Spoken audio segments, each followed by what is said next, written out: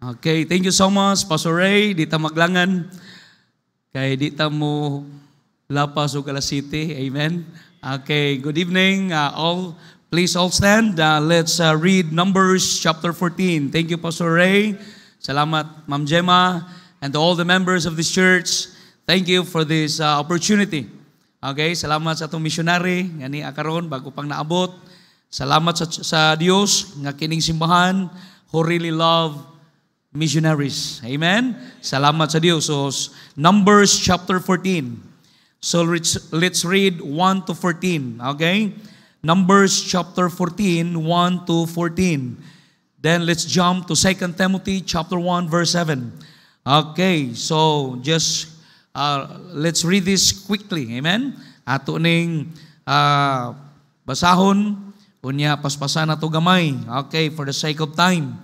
So the Bible says in verse 1 down to verse 14. Okay, 1 to 14, Numbers chapter 14. Okay, all together, ready, read. And all the congregation lifted up their voice and cried, and the people wept that night. And all the children of Israel murmured against Moses and against Aaron. And the whole congregation said unto them, Would God that we had died in the land of Egypt, or would God we had died in this wilderness? And wherefore hath the Lord brought us unto this land, to fall by the sword, that our wives and our children should be a prey? Were it not better for us to return into Egypt? And they said one to another, Let us make a captain, and let us return into Egypt. Then Moses and Aaron fell on their faces before all the assembly of the congregation of the children of Israel. And Joshua the son of Nun and Caleb the son of Jephunneh, which were of them that searched the land, rent their clothes. And they spake unto all the company of the children of Israel, saying, The land which we passed through to search it is an exceeding good land. If the Lord delight in us, then he will bring us into this land, and giveth us a land which floweth with milk and honey. Only rebel not ye against the Lord, neither fear ye the people of the land, for they are bread for us. Their defense is departed from them, and the Lord is with us. Fear them not. But all the congregation bade stone with stones, and the glory of the Lord appeared in the tabernacle of the congregation before all the children of Israel. And the Lord said unto Moses, How long will this people provoke me? And how long will it be ere they believe me? For all the signs which I have showed among them, I will smite them with a pestilence, and disinherit them, and will make of thee a greater nation, mightier than they. And Moses said unto the Lord, Then the Egyptians shall hear it, for thou broughtest up this people in the might from among them. In verse 14 altogether last, And they will tell it to the inhabitants of this land, for they have heard that thou, Lord, art among these people, that thou, Lord, art seen face to face, and that the cloud standeth over them, and that thou goest before them by daytime in a pillar of a cloud, and in a pillar of fire by night. Let's jump to 2 Timothy chapter 1, verse 7. Just quick, 2 Timothy chapter 1, verse 7. 2 Timothy chapter 1, verse 7. Altogether read, For God hath not given us the spirit of fear, but of power, and of love, and of a sound mind. The title of our message tonight is all about the danger of fear. The danger of fear. So let us pray. Close your eyes and bow down your head. Lord, thank you. Salamat kayo nga imong gitugot to Dios nga makabisita diri sa imong buluhaton, diri sa tubod Pidkarangan Bible Baptist Church. Lord, thank you so much for this church. Kani nga simbahan na himong panalangin sa daghang mga kaiglisyahanan. Salamat nga nahimo ning ihemplo, especially in terms of supporting missionaries and supporting missions. Lord, salamat sa kinabuhi ni Pastor Ray. Padayon ka magpanalangin ni Ma'am Gemma sa ilang mga anak o sa tanan ng mga katawhan nimo nga imong gibutang diri sa tubod. Nga padayon nga mahimo silahang lampara, lighthouse, nga kini nga simbahan, daghan pang mga kalag, nga diin ilang magkabot, diin ilang mawalihan, masultian sa maayong balita. Salamat, Lord, I pray. Tonight, You knew me, O God. I don't have any word to say, but please allow the Holy Spirit to work in our midst, that we may simply understand your word. And if there's anything in our hearts bother us, sa among pagsimba nimo, Lord, please forgive us from all of our sins and make us worthy, O God, to worship you in spirit and in truth. Use me as your mouthpiece tonight. In Jesus' mighty name we pray. Amen and amen. You may be seated. Amen. So the danger of fear. Klaro kayong Bible nga wa ta tagai sa Dios og espiritus kahadlok. In fact, kining espiritus kahadlok mao ni usa sa gisulti sa Bible sa Revelation chapter 21 verse 8 nga kung kita mahadlokon aduna kitay unsa man mahiadto kita sa ikaduhang kamatayon. Usa na diha fearful. Mao na sa unang panahon sa wa pa ta maluwas, bisag asa ta tabi. Ano man, naa nato ang kahadlok. Bisag asa ta moadto wa tay para nato wa tay security. Mao nay usa sa pinaka-normal sa tao nga wa pa masave. Kining kahadlok. Nya tungod sa kahadlok, daghan kay tag gisimba. Ngano man kay maniguro kunuhay ta, siya raw sa napo way usang tinuod. Mao na mga kaigsunan, apan salamat sa Dios nga sa dihang naluwas ta, gibadbad sa Dios ang atong kahadlok. In fact, anytime kung kuhaon tas Ginoo, anytime kung mamatay ta, nahibaw ta, asa ta padong. Amen? But as far as our body is concerned, sometimes, naay mga panahon nga mubati ta og kalisang. Naay mga panahon nga mubali tag kahadlok. That is why tonight we are encouraged not to fear. Because at this point of time, Numbers chapter 14, prior to that, Number chapter 13, kay way 14 kun way 13. So sa diha nga ang chapter 13, mga kaigsunan, dunay nang hitabo diha nga pagpili, okay? Og mga leader matag tribes. Though we believe nga kining mga Israelinhon sa diha nga gipagawa sila sa Dios sa yuta sa Ehipto, gisaaran na silang daan. O ang saad sa Dios nila nga pagawson sila sa yuta diin sila nahimong ulipon. O dadon sila sa nasod nga sa lugar nga diin mabungahon. A land flowing with milk and honey. And that is one of the promise of God. Nga sa dihang pagawson sila sa yuta sa Ehipto, dadon sila sa yuta, mga kaigsunan, flowing with milk and honey. And that is one of God's promise to them. But you know what? Sometimes, bisag gisaaran na to sa Dios, pero gusto lang gihapon ta nga makakita. Mura bitaw tag sa wa pamaluwas ba? To see is to believe. Gani doon ay mga panahon nga, sa yugano, tinuod bag yung ganing kaluwasan? Tinuod na! Basta Bible, tinuod yun na! Pero usahay mga kaigsunan, dag-unta sa atong pagduda. Amen? Dag-unta sa atong kahadlok. Though we believe nga gisaaran sila sa Ginoo, pero niining chapter 13, doon na istorya nga nintumaw. Mautong nihangyo ang mga tao. O kung sa ginaan ng yutaa, nga bisag gisulti ng daan sa Dios, nga nindot nga lugar, pero gusto gyud sila nga mahibaw kung sa ginaa dito. Kuyaw ano nga, patuon sa kakadiyot sa langit ba? Pakituon kakadiyot ba para pagsuta kung tinuod bagdi? Do you know what I'm saying? Because in chapter 13 verses 1 to 10, even if ang Dios nagsaad na, pero gialaw sa Dios kay puwerte gyud ning mga tawhana. Mao bitaw na nga kini mga Hudyo, usa ni sa mga nahimong ehemplo sa mga gahig-o. Gamay pa mi, di ko kalimot ingnon ming lula kamo ba mga gahi kay mo mura mo mga Hudiyo. Kay kini mga Hudiyo bisag gisultian na, bisag gibadlong na, purting gahiya. In fact, dili na unta kinahanglan nga muadto pa sila sa land of promise just to know kung unsay naa diha, because what Jesus Christ, what God says, that settles the matter. Pero gusto man yun sila. Ingon na gino, sige, dali Moses. Pida ni mga tawhana. Dali. Gusto gyud mo masuta kung sina dito. Sige, magpili mo sa usa ka tribo og leader, representative. Okay, so to make the long story short, kada tribo dunay usa ka representative, nya pila man to ka tribo? 12. So 12 ka representative. Og usa ni ana or duha ni ana si Joshua og si Caleb. Amen?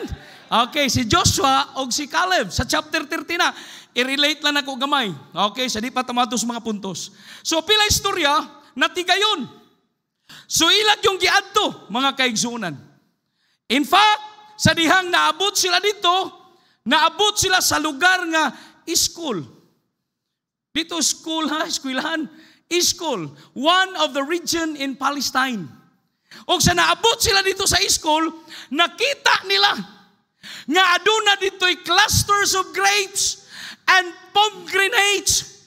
Mga kaigsunan ko ni Kristo, way back then in the Old Testament, yuta gani nga naay pomegranates, ingnon tika, yuta na nga fertile. During Bible days, in the Old Testament, sa Palestine, basta daghan og pomegranates. Ambot sa na sa tuwa, Pusuri, Granada. Mauna pomegranates, Granada. Kung iyon Granada, imubuto. Okay? So meaning, naagani na sa yuta, mga kaigsunan, fertile na. Gawas ana, grapes. In fact, kung imong surveyon sa chapter 13, nagsinangayan sila. Imagine na ang mga grapes sa unang panahon, ang usa ka pungpong mga kaigsunan, dili maalsa ko sa kataw. Karon ang usa ka pungpong nga grapes, anaon naman nimo? Purting gagmay na kaayo. Kaunahuna ko, Pasuray ba, mura siguro to kada kag lubi kada usa no? Kay lima ka purting dagkuha sa pungpong god. Possible, mga inana siguro to, pero purting daghana. Okay? So to make the long story short, dito na sila, nasuta na nila, nga nindot yun ang yuta, o sa diha, nga nanguli na sila. Nagdaan na sila balita. Amen? So pila to kabuok, ang niadto para pagtanaw sa yuta, pila sila kabuok? 12. Ang duha, nagdag positibo nga balita. Ang napo, negative. Okay pa mo? Sige. Unsa maning negatibuha? Anini? Sa diha nga dito na sila. Kay muhatag na sila report. Praise God! Nga si Joshua o si Caleb, very confident sa balita because they saw it in their eyes nga ang yuta nga ilang giadto was a land flowing with milk and honey. But, mo nagkuyaw kining bat, butangan ni mong abat. Aminaw.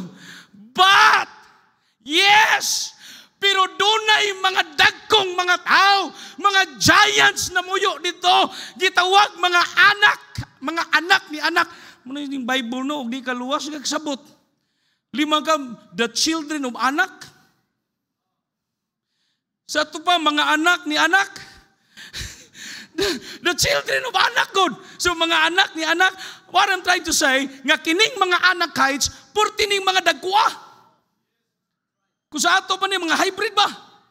Purting mga 6-footer, 7-footer, mga 8 siguro kita so na to. So meaning to say, confident yapon si Joshua, confident yapon si Caleb, because they believe nga ang Diyos na nila.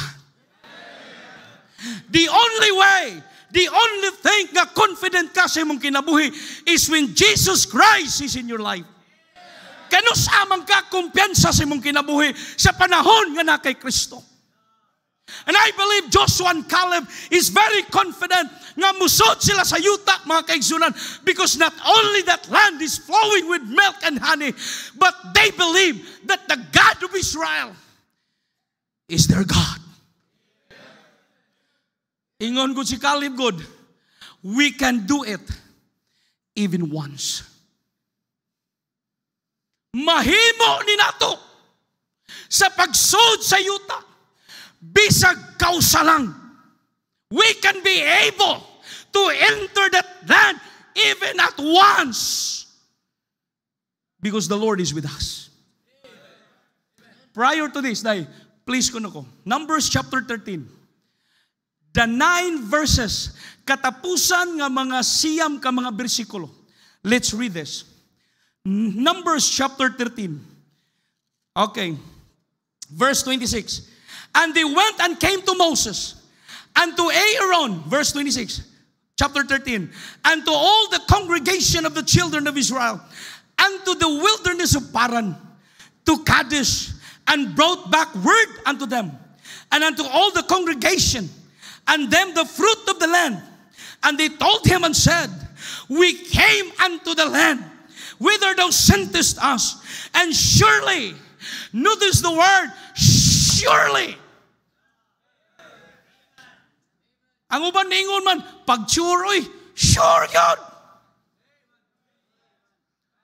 Iyon ang Bible. Surely, it floweth with milk and honey. And this is the fruit of it. Di mo mo to. Tanawa mong gidala. Nanay mga Kristiyano, bisag kibaw nang ang Ginoo mo panalangin, magduda lang yapon. Bisag nakatilaw na sa panalangin sa Ginoo, magduda lang yapon. Ayaw dudahin yung pagtuo. Ayaw tuhui mong pagduda. Simple na kina. Ayaw tuhui ang imong pagduda. Ayaw dudahi ang imong pagtuo. Because whatever God said, that settles the matter. Surely, surely, floweth with milk and honey.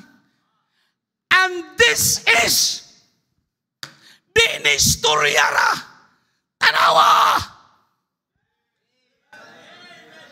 Look at yourself. The greatest blessing ever is your salvation. Mona akong giyon, even if the Lord will not promise you houses, even if the Lord will not promise you anything in this world, salvation alone is enough for you to serve God. Can you just imagine Elon Musk? Siya na'y pinakadato ron sa tibok kalibutan with an asset of $441 billion. Pastor, di nakahurot si Elon Musk. Mamatay na lang siya, di siya kahurot sa kwarta. But you know what the goal of Elon Musk? Just to go to the outer space. His goal, only for Mars. But we as believers, our goal is in heaven. And no amount of money you paid, but Elon Musk paid millions of dollars, even billions of dollars, just to go to the outer space. But praise God, one day we will be in heaven. Not a single centavo we paid. Not a single centavo. Mo nang mauwaw tos Ginoo di ta mga lagad.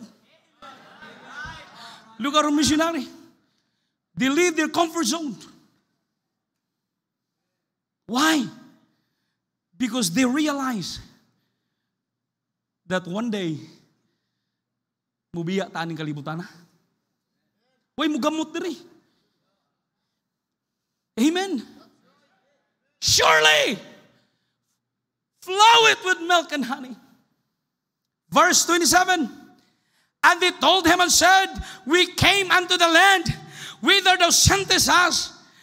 Surely, verse 28, nevertheless, the people strong that dwell in the land, and the cities are walled and very great. Moreover, we saw the children of Anak there. Then the Amalekites dwell in the land of the south, and the Hittites, and the Jebusites, and the Amorites dwell in the mountains, and the Canaanites, murag na ikuwang, katong di Mutites. And by the coast of Jordan, and Caleb, still the people, praise God, you have your pastor. That whatever happened in this world, there is still man of God who stilled the people and said, hold on. Padayon lang kita. Pag pandemic, padayon lang ta. Pastor mo, encourage, simbagin mo. Bahalag na COVID. Bahalag na COVID. Kung bati lang yuta, munang blessing kayo nga ang simbahan doon ay pastor. In America, daghang mga simbahan, wak na ay pastor. You are so blessed. Still, you have your pastor. In America, there are churches nga wak na ay pastor. Wak na ay mudasig sa mga membro. In fact, one of my friend, last 2 months ago, dito sa Amerika, he visited a 100 years church. And yet, there are only 15 members. Kamod reporting daghana. Tabangin yung pastor. Daghan pangkalag nga nagkinahanglan, mga kaigsoon. And praise God na mo. Caleb stilled the people. Imagine ang pastor, ang simbahan, wanay pastor. Imagine ang simbahan, wanay mudasig. Imagine ang simbahan, wanay muwali. Na maigong mo ay kasuko. Pasalamating naigo ka. Pasalamating naigo ka. Sakit pa ang pulong sa Diyos. Ang buti pasabot, anak, nga kay sakit pa man, still God deals on you. Di na gani sakit, there's something wrong.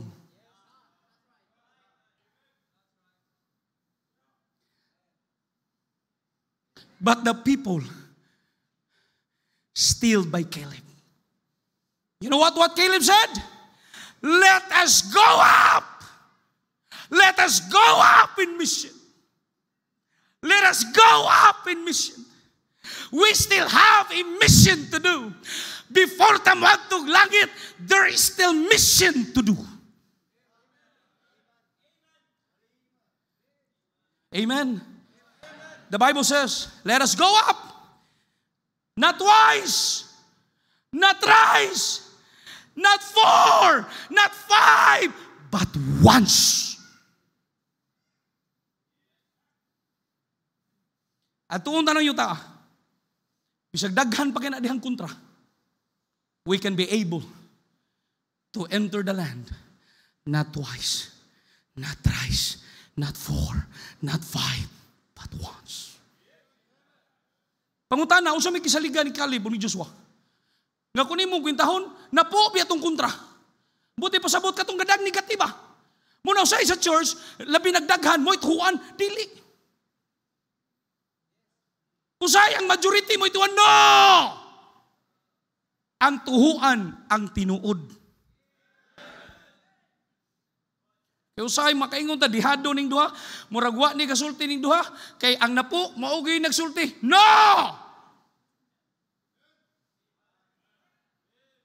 Amen. Dili tingog sa tao atong tuhuan. Tingog sa Dios. Dayon say tingog sa Dios, verse 31. But the men that went up with him said, we be not able to go up against the people. Hey, Christian nowadays, naagyo ng yawa. Paminaw, di na maluwas ng yawa. Kanang yawa, gidemonyuhan na nagsamot. Ang yawa, rong panahon nagyawaan nagsamot.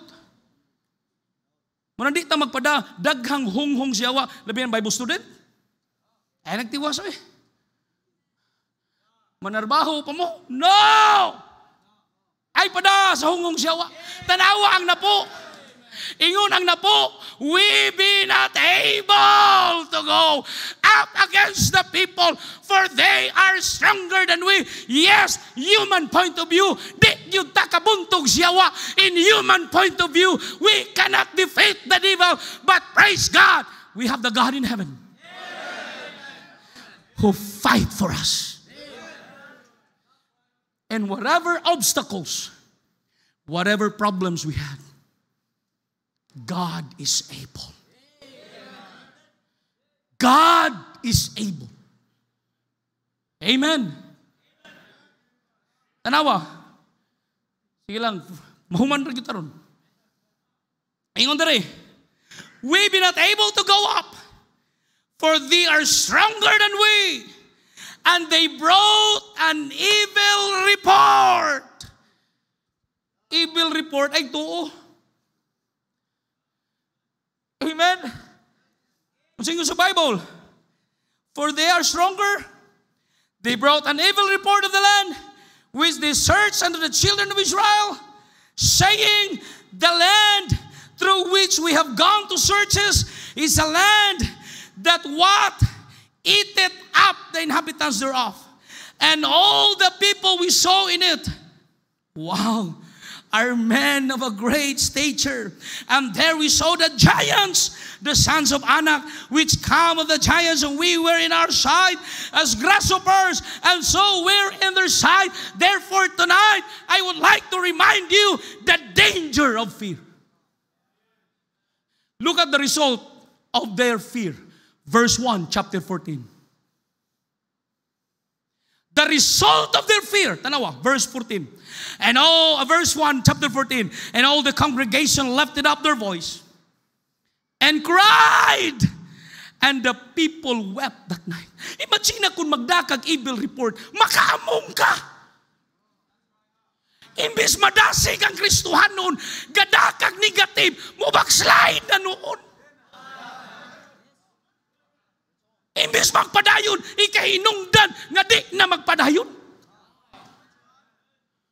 That is why number one, the danger of fear. Fear causes us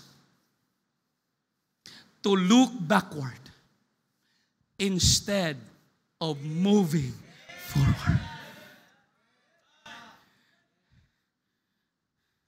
Fear causes us to move or to look backward instead of moving forward.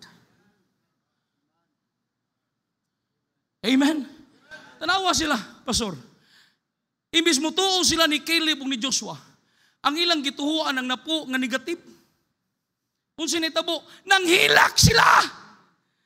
Mao ba di ay? O mauning hitabua, ilisdan tanis Moses, tiaw mo na. Sa ilang pagtuo sa usa, sa napo ka nagnag-negative, ilang ilisan ilang pastor. Kuyawa good. Nito sila sa evil report, ang resulta, ang ilang pastor, ilang pairauton. Amen. What is that? Wavering faith. Gusto sa Ginoo nga imong pagtuo, dili mo wave. Resulta, not only wavering faith, wrong focus. Kung mahadlo ka, mutikang sa pagpangalagad. Pamina mo, I'm talking about service. Kung mahadlo ka, mutikang sa pagpangalagad, then fear causes you to look backward instead of moving forward. And it waves your faith. Unsay may tabo? Wrong focus. Imbis focus, ficus. Ficus. A double-minded man is unstable in all his ways. Padayon ko, dili. Magsuluwining ko, dili. Muhatag ko, dili. Tanawang tao, murag buang.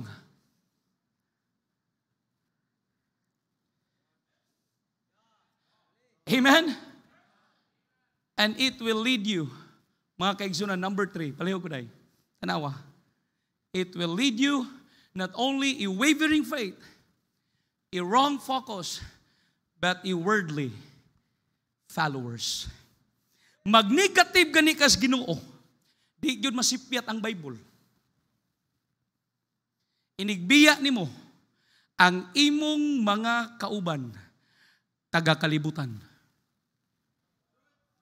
Di yun na masipyat. Kung mahadlo ka, mutikang sa panalangin, mahadlo ka, mutikang sa mga butang nga iyas Ginoo, it will lead you to a wavering faith. a wrong focus, and a worldly followers. Kamu na lang basa ana 1 to 14 na natanan diha for the sake of time para maigo ta sa Alas City. Paminaw mo, number 2. Fear causes us to live with limited blessing instead of faith. Kung mahadlo ka, it causes you to live with limited blessing. We believe that the blessing of God is unlimited. How about the same pot of oil? Sa katibud sa lana, pero daghang baldi baril ang napuno. How about the small 2 fishes and 5 loaves? Amen? For feeding 5,000 people. Bisa kinsa pa'y matematisyan nga may laki. Pasore, naman ginibikir eh. Kanang 5,000, di pa igo ng 2 ka isda raw eh. 5 kapal niya, 2 ka isda. Usa na katao, muang ko na. But the blessing of God is unlimited. But because of fear, it causes you to live with limited blessing instead of faith. Amen? Because sometimes, mga kaigsunan, kung mahadlok na ta, we forget the presence of God. Kung mahadlok na ganita, paminaw mo, sureball yun na, makalimot ka sa presensya sa Diyos.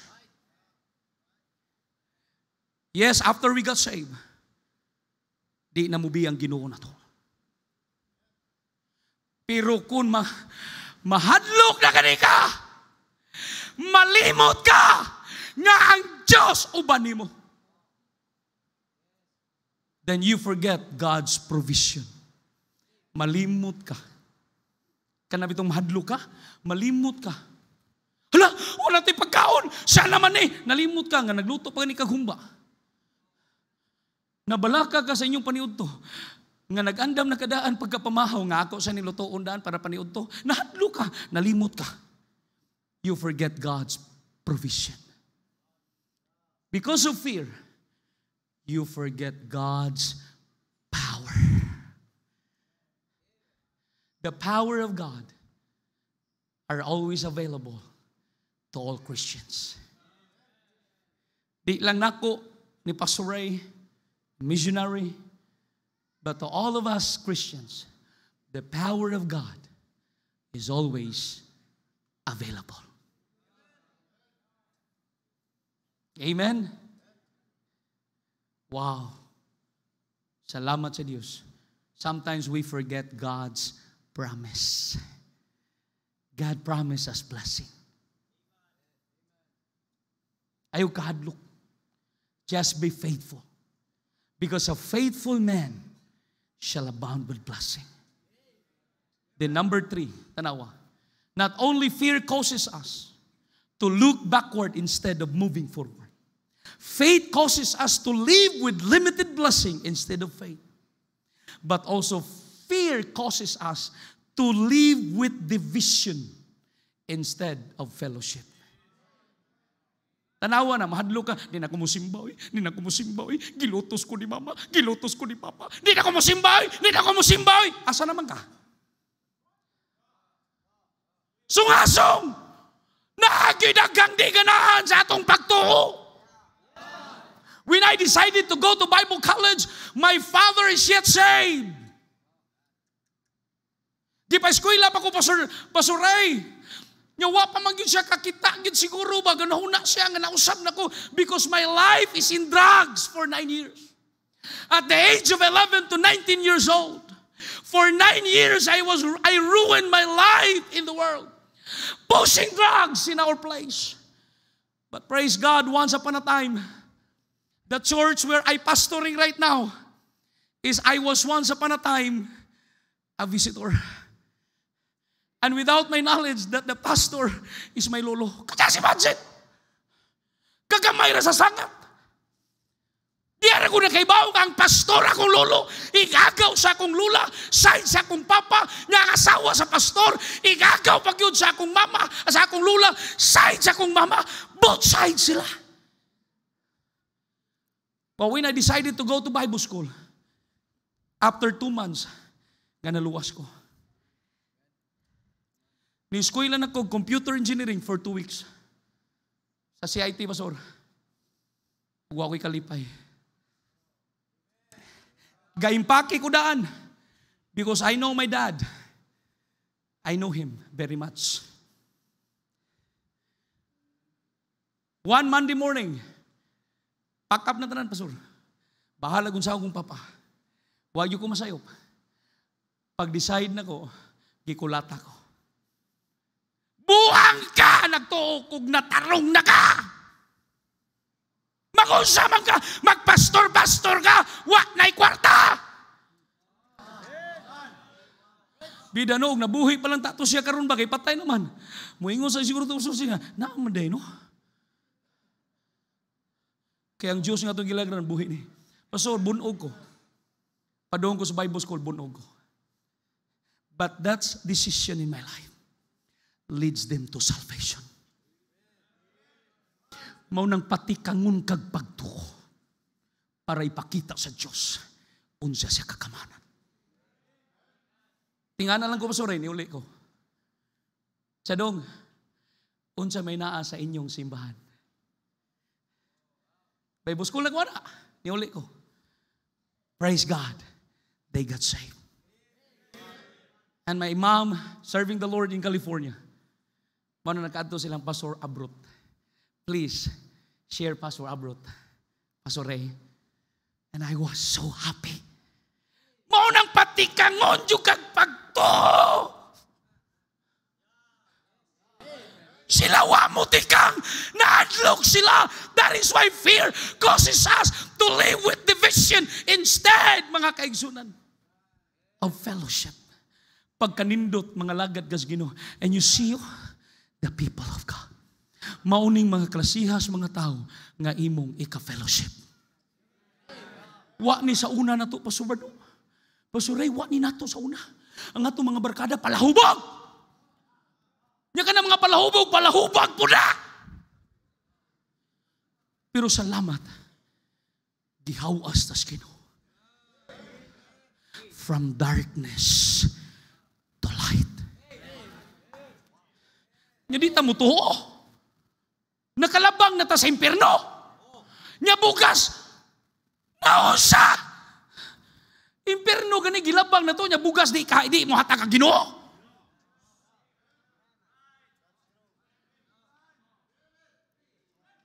Tanawa kung mahadlok ta. Unsa may tabo? Christ.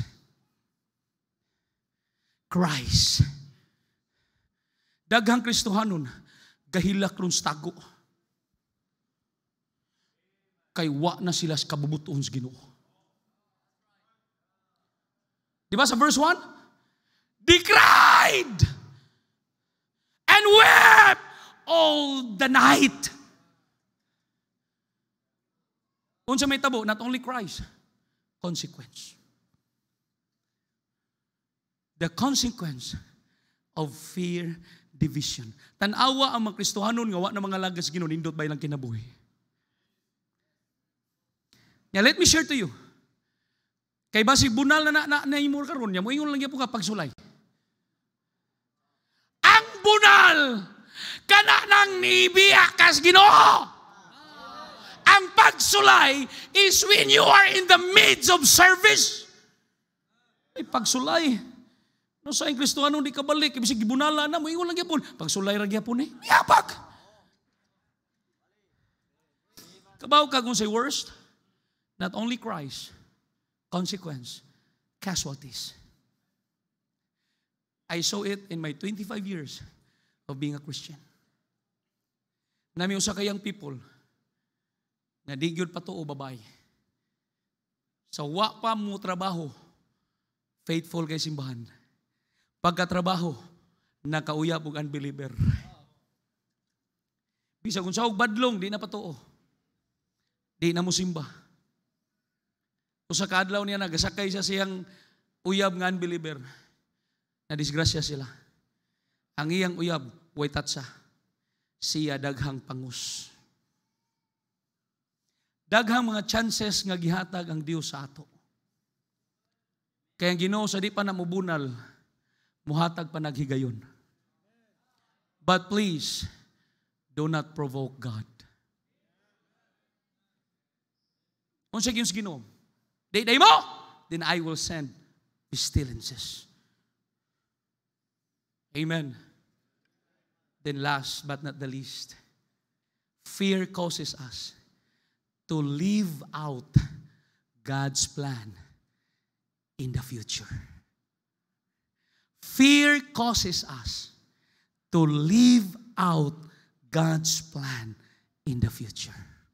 Imbis hayag na takag kaugmaon, nahimungit-ngit pas alkitran ang kinabuhi. What's the reason? Fear. Christians, we are not given the spirit of fear, but of power and of love and of a sound mind. Why? Because fear bothers the people. Tanawa, number 1, ang kahadlok maoy makapugong nga imbis maluwas na ta imong mga minahal sa kinabuhi. It bothers. Not only it bothers, but it blinds. Not only blinds, but binds. Mahigot ka. Tungod lang kay nahadlo ka sa evil report, wag gyud ka matuoran. That is why the danger of fear causes us to look backward instead of moving forward. Fear causes us to live with limited blessing instead of faith. Fear causes us to live with division instead of fellowship. Number 4 last before we close. Fear causes us to live out God's plan in the future. Christians, we have a brighter future in God. Dili ta ignorante ana. Ang yuta nga gisaad sa Dios aning panahon na is a land floweth with milk and honey. As my conclusion, kinsa ramay nakadag panalangin nga nagbaguod sa clusters of grapes and pomegranates. Ang napo nga negative, dili. Ang duha nga positibo. So ayaw kadlok, just be positive. Amahan nga langit nun. Pinaagi sa ngalan ni Ginoong Kristo nga among manluluwas. Lord God, thank you so much for reminding us, rebuking us, and giving us revival. Lord, bless this invitation. Pastor Ray, please come. Thank you, Pastor TJ. I ask everybody to please stand up, bow your head, and close your eyes. Kita maglangan, mahimutan nining bubo nga invitation. If God speaking to your heart, the piano will play very softly. Christian, naghantag gi kakuyawan, gi kahadlukan sa atong kinabuhi. The devil used fear that you will not serve the God. Kasi magdaot ta sa pulong sa Ginoo. If God's speaking to your heart, why you will not come? Let's come. Just talk to God to the altar. Maybe nahadlok ka, musunod sa Ginoo. In any areas of your life.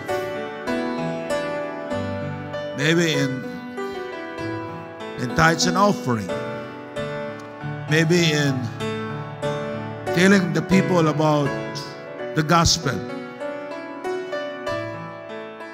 Ayaw kahadlok. Ang Diyos, matinud-anon siya. He's faithful God. Will you come, just talk to God, Lord, dili ko gusto Ginoo, ikaw mubunan ako. God's plan is to bless us. All thing we need to do is to follow Him. That's all. Our Heavenly Father, we thank you so much to God for that message. Lord, the fear sometimes, kung nakaingon na mo Ginoo nga, we cannot go on. Kung ibabag sa mong pagsunod ni mo, Lord, help us. Bless these people, oh God. They came forward, they prayed. Lord, help them and bless them. Thank you, Pastor TJ, for using him. In Jesus' name I pray. Amen. Thank you. Thank you.